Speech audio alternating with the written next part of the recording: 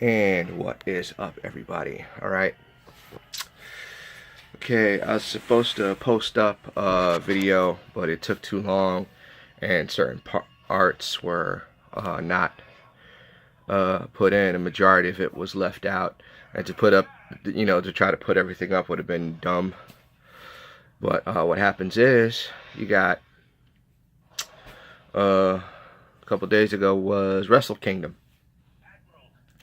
and the most talked about match, Kenny Omega called it, the most talked about match of that night would be Chris Jericho versus Kenny Omega. And it was the most talked about match because, just the phenomenal performances by both Kenny Omega and Jericho, who's 47 years old, and proving that he can still hang with the best of them. And the fact that Chris Jericho said he dedicated the match to Eddie Guerrero and his also fellow Canadian and longtime friend, Chris Benoit. He caught a lot of flack for that because the only thing that anybody seems to remember is that Chris Benoit killed his wife and son and then himself. I've already touched on this a while back. And in fact, I got into a little argument over, well, not so much an argument, but kind of a little debate with Stuart Bennett, better known as Wade Barrett, former Nexus leader and Intercontinental Champion. And I guess he won King of the Ring. Otherwise, what's the point of, King Barrett, whatever. But and he's a nice guy. He really is. I was talking with him, and how I mentioned the fact that I had stopped watching pro wrestling. I had stopped watching WWE. The product is stale, and everybody knows John Cena is gonna win. And now the new face is Roman Reigns, so Roman Reigns is always gonna win now. He's a top baby face. So. And I was talking with him how John Cena is always gonna win, and I hope you get utilized better in Defiant Pro Wrestling, which used to be What Culture Pro Wrestling, than you were in WWE. And I was talking about how I had stopped watching wrestling when I found out the real reason for Chris Benoit dying, and it was because of the head trauma. And he was talking about how, oh yeah, the steroids, this, that, the other. And I basically made mention, and he agreed with me when I said this. I said, I understand that there probably were other X factors. Of all of those different X factors, the only thing that could be medically proven was the head trauma.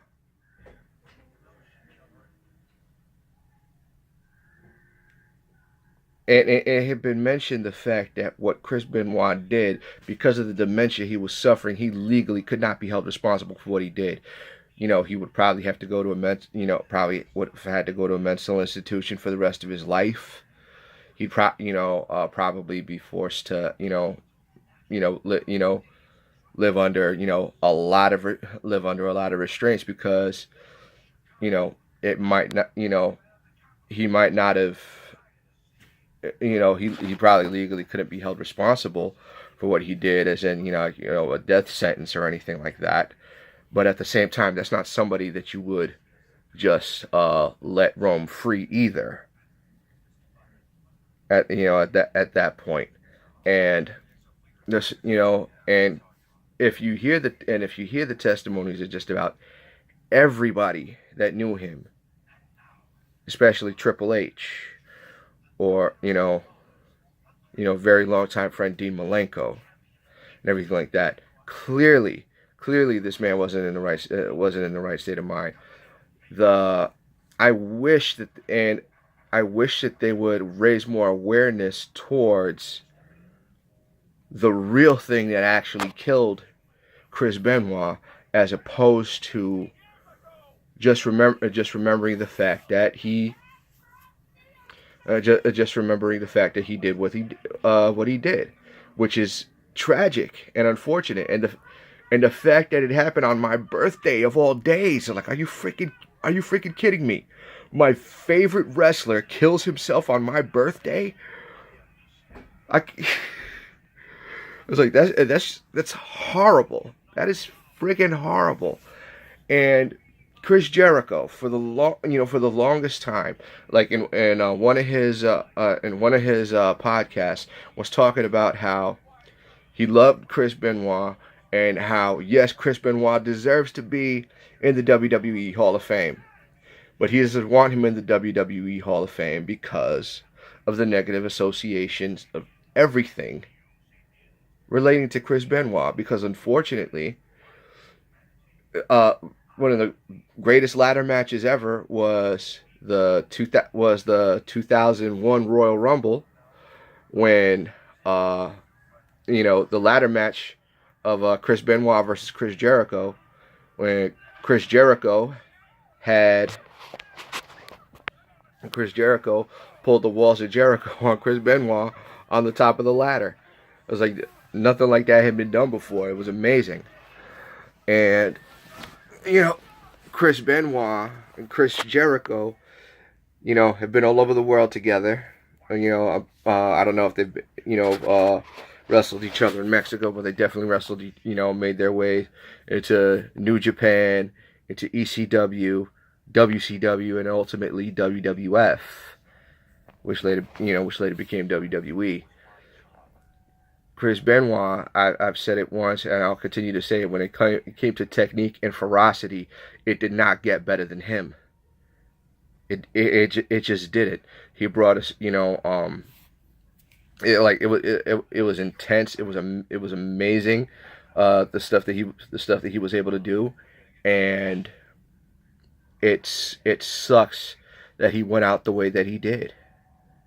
And I understand the negative association with this, but to get on Chris Jericho's case because he said that I dedicate this to Eddie and Chris, mind you, this is his friend. These were his friends. It was like,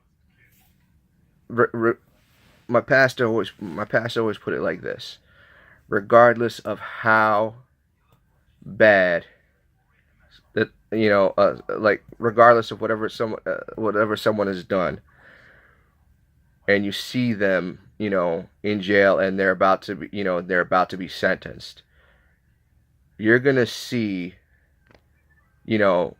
regardless, even if they're guilty, you're gonna see mothers, fathers sell their houses, do whatever they have to do, to pay whatever they have to pay, to make sure that their kid gets off. Some friends are like that too. Jericho, and he should remember Chris Benoit as the friend that he always had. That's the man he remembers. That's the man that he knows, and that's who he dedicated this, and that's the memory that he dedicated this match to. And for people to get on his case because of it, you have to remember something. WWE's new wellness policy is written in Chris Benoit and Eddie Guerrero's blood. After everything that killed these two men, because there was plenty of other former WWE superstars who have died from suicide, whether it be depression or from professional wrestlers who had died, from not taking it easy, too many chair shots, too many hair shots to the head. There have been other wrestlers who had committed suicide as a side effect of constant head trauma, but they were nowhere near the caliber as Chris Benoit. How many wrestlers died from drug overdoses and steroid and and not even so much steroids, because like steroid overdose has an annual death toll of about 3. Okay, so it's so not even getting into that, but as far as alcoholism and stuff like that, so many wrestlers, have died, have lost their lives, over the stuff that Chris Benoit and Eddie Guerrero did. It was not until it happened to Chris Benoit and Eddie Guerrero, two performers with the caliber and charisma that these two men had, and the fact that they were best friends. WrestleMania 20, when you had these two like real life best friends standing on top of the mecca of professional wrestling. These two guys, these two best friends, on the WrestleMania 20 in the world's most famous arena, Madison Square Garden, standing up with the confetti, and both of them waving their world championships above their heads. That was the greatest moment in WWE, if not the greatest moment in professional wrestling. It's bad enough they can't share that anymore. It's bad enough that you'll never see a Chris Benoit figure, which personally I would love for them to make a Chris Benoit figure in the style of the WWE. The last Chris Benoit figure that was made was by Jakks Pacific, and I would love for Mattel, or at least the studio that designs the WWE Elite Series, to make a Chris Benoit figure, make him with the United States Championship, because I think he held the WCW and WWE United States Championship more than any other title, or have him, decorated, and with all the other belts that he had won, the IWGP Junior Heavyweight title, the WCW title, WWE World Heavyweight title, United States Intercontinental Tag Team, all of it, and a portion of all the proceeds, a large portion of all the proceeds, would go to researching head trauma, to make sure that what happened to him doesn't happen again. Chris Jericho, I've always respected as a performer, always have. Always was a great performer in the ring, and What Culture Pro Wrestling rates him as the greatest Intercontinental Champion of all time, having won the Intercontinental title more times than anybody, and he deserves it. He deserved a lot more. He deserves a lot more than just the Intercontinental title, but unfortunately, it's just how they do things. And as often as he reinvents himself, whether it be face or as a face or as a heel, he's brilliant. Yeah, he's just a great performer, and it's amazing that he can still do what he does at the age of 47. I'm going to be 36 in June, and needless to say, he could still do the things that he did at 47 when he was 20, and I'm only 35, and I could barely stand on my own 2 feet now. It's like, come on.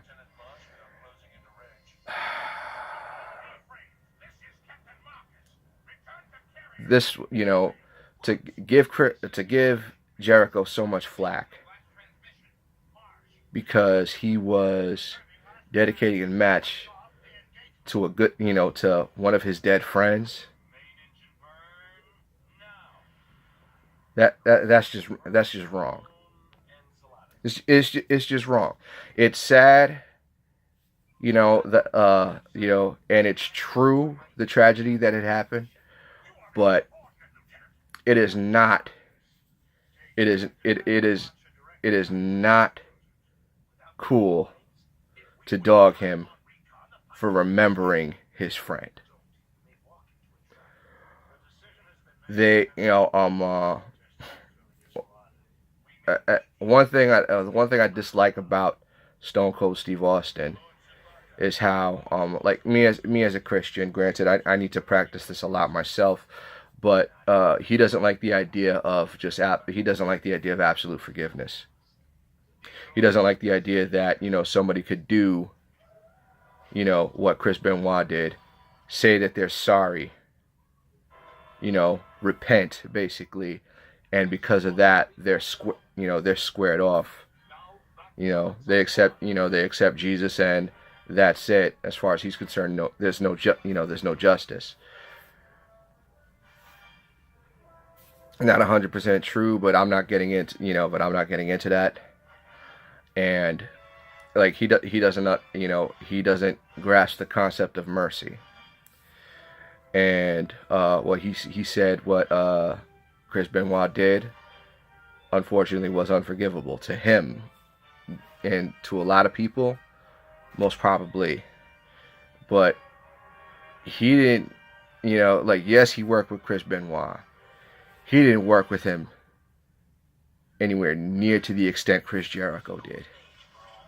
I'm pretty sure he wasn't friends with him like Chris Jericho was.